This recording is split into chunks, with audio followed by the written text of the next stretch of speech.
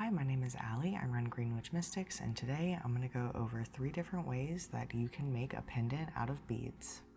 These can also be used as earring designs, and you can definitely make these into some cute sets of earrings and pendants. Be sure to subscribe, and let's get into it. These are some of the tools I'll be using: a flat nose plier, cutters, and round nose plier. A hammer to flatten wire is optional. I will provide another variation that doesn't require hammering. So I'm just going to pick a bead from my magical little bead box. I'll get this one. This is carnelian. I'll go ahead and pick 3 actually. I'm going to close my eyes. So I've got silver sheen obsidian, carnelian, and labradorite, even though I don't think this one is very flashy. I'm actually gonna trade this out because this might be hard for some of y'all to see. You get this green one.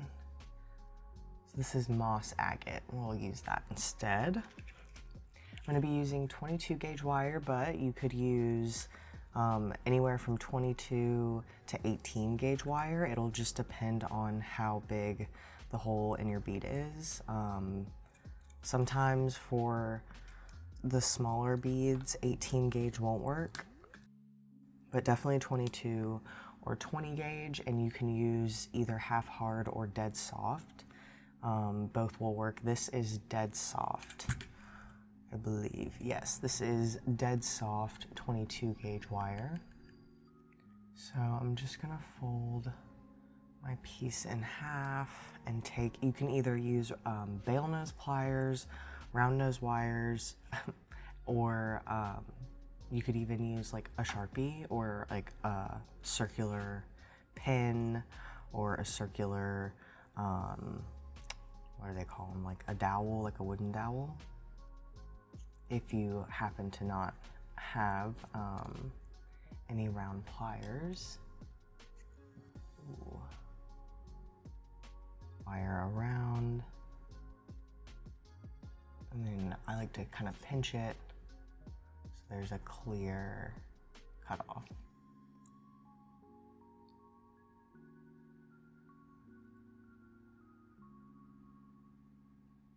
I'm going to take one wire and wrap it around the other.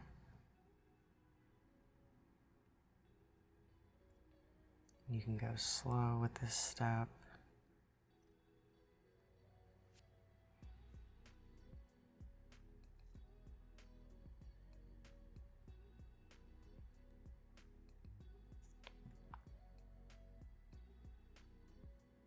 Now I'm going to put my bead onto the wire that we just wrapped around.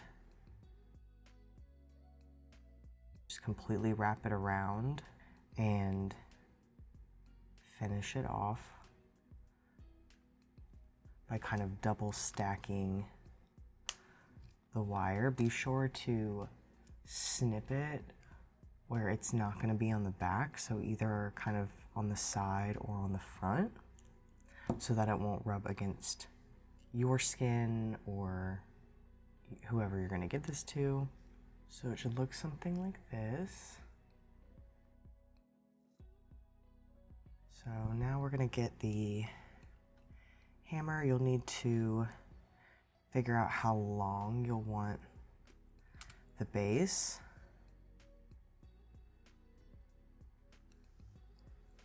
I might even snip this off a little more. And if you're using a metal hammer, when you hit it, you want to kind of move it. So you don't want to just hit it straight down. You want to try to hit it in different directions because it won't leave as many markings in your wire unless you want that kind of texturized look, but I personally want to keep it at a minimum. And sometimes the wire, as you hammer it, will, especially if you're using like a smaller gauge, will kind of want to get angled. So you'll just kind of adjust that as you go. Might make this a little, I might trim this a tiny bit.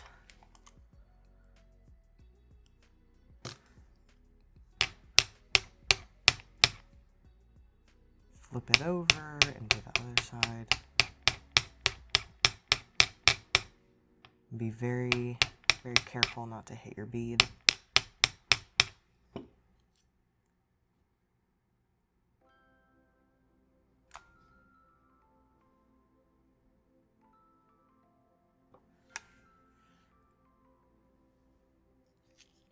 And if you want to polish it up a tiny bit, I'm going to use this fine grit sandpaper.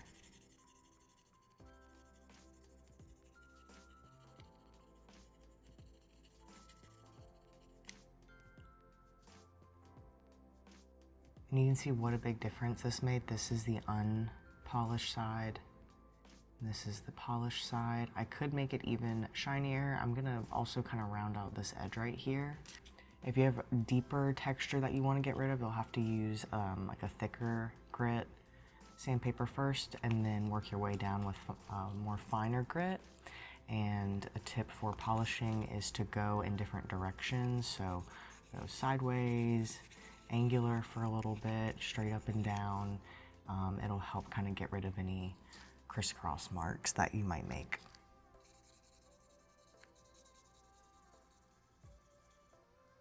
Now I'm going to take my thicker grit sandpaper. This is 150. And I'm going to round this edge out a little bit at the base. Beautiful. And here is the first one. This would be a great pendant, but it would also be a really cute earring set as well, or you could do like a matching pendant and earring set. The thicker the wire you use, the more it'll be able to be thicker at the base.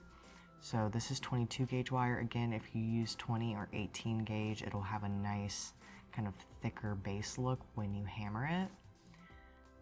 Okay, so I'm gonna do another version of this one, but without the hammered part. You will need some sort of base wire as well as thin wire, so 24, 26, 28, or even a half round wire.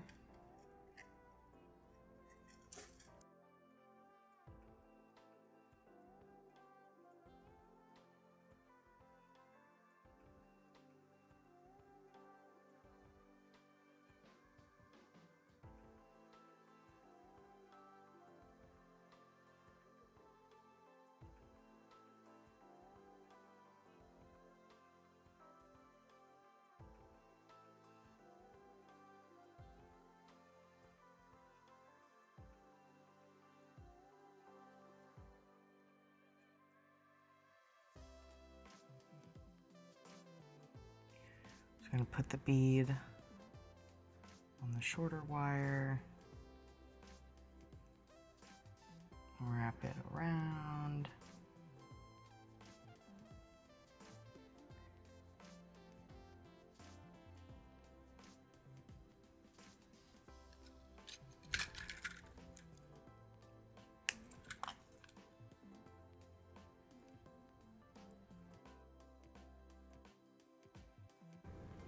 Now you could either do this design, what I'm gonna do is add a thinner gauge right here. You could do the thin gauge and make a little loop at the end to have it straight down. What I'm gonna do is make a little curvature at the bottom. So I'm going to use my 28 gauge.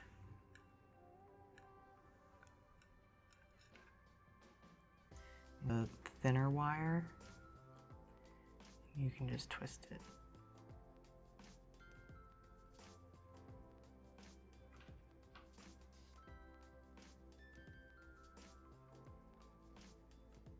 Okay, so now I have my coil made. You also don't have to do this part, you can just leave it plain, but I wanted to add a little bit of extra texture.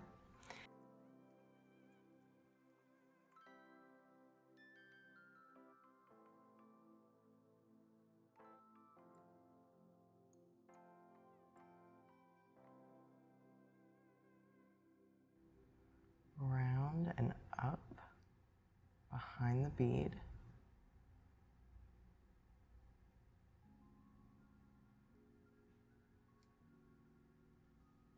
And you can either snip it off. I think I'm going to do a little swirl, but you could just clip it off and secure it like we did with the other wire on the bail.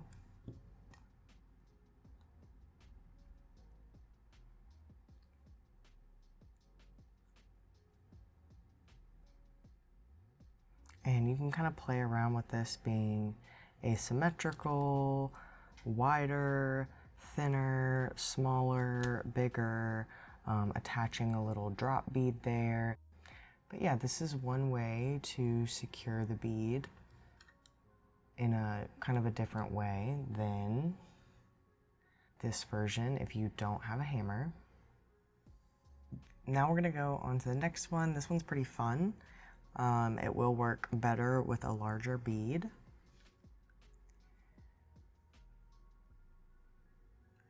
Gonna fold it kind of in half again, leaving one of them to be longer. And I'm only gonna do like one loop this time. So in the previous ones, I would wrap it around at least once and pinch it, but this time, or I guess twice, but this time I'm just gonna do it once. And then wrap the longest wire around the short wire.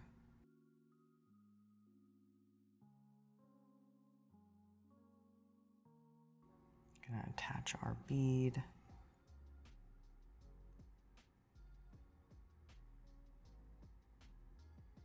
And we're going to swirl it around our bead.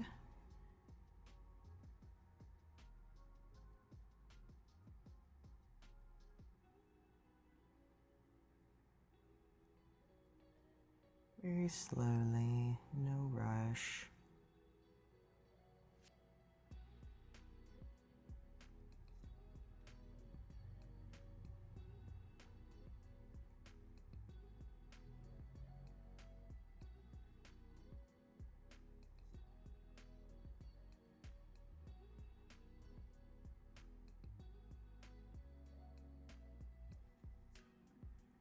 And then we'll get our pliers to help us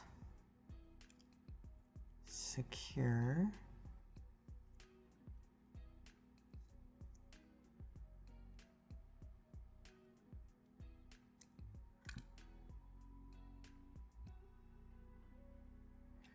Again, not doing that many, just like one round, enough to make it secure. Might have to use my little pliers for this. Beautiful. So you could either just cut it and try to file off the end, but I don't really feel like doing that. So I'm gonna, ooh, I might have cut that too short. I'm gonna cut it, oops, I think I cut it too short. So I might have to do it anyway. Yeah. Okay, that's fine. So I'll show y'all how to do that. If you don't want to do that, you can just make a loop. Be sure to make it before you snip it.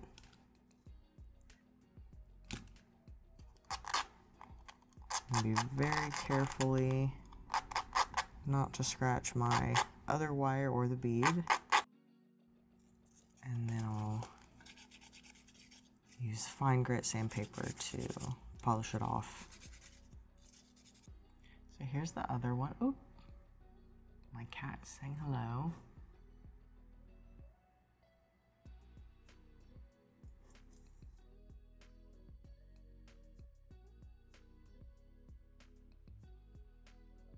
So it's going to be the same premise. Take our wire and take the longest one and wrap it around the shortest. And we only want to do like 2 times. We don't want to wrap it around too many times.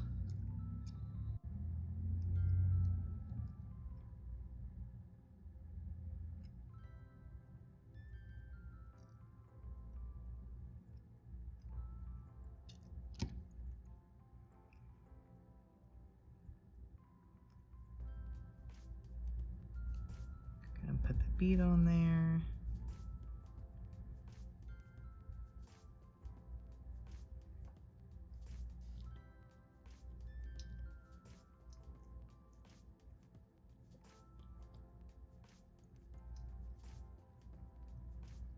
And just wrap it.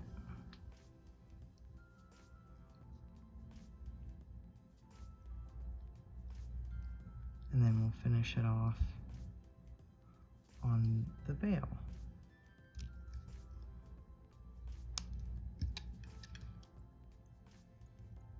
Sorry if you hear weird noises. My cat is screaming herself right now, right next to the camera.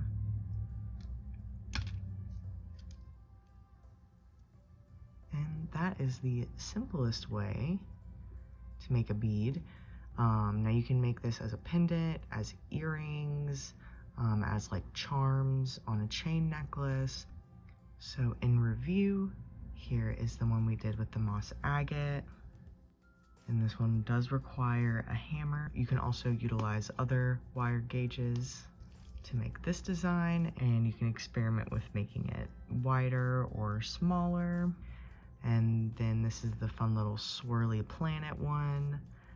I would definitely add a loop at the bottom, but I unfortunately clipped it way too short.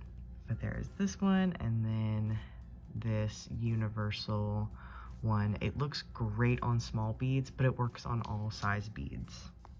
So here they all are. And again, any of these can be made into pendants or earrings, and you can definitely make these into like sets. I hope you found this tutorial helpful. Be sure to leave a like and comment. Leave suggestions down below for future videos. Check out my links down below, and I'll see you next time. Bye.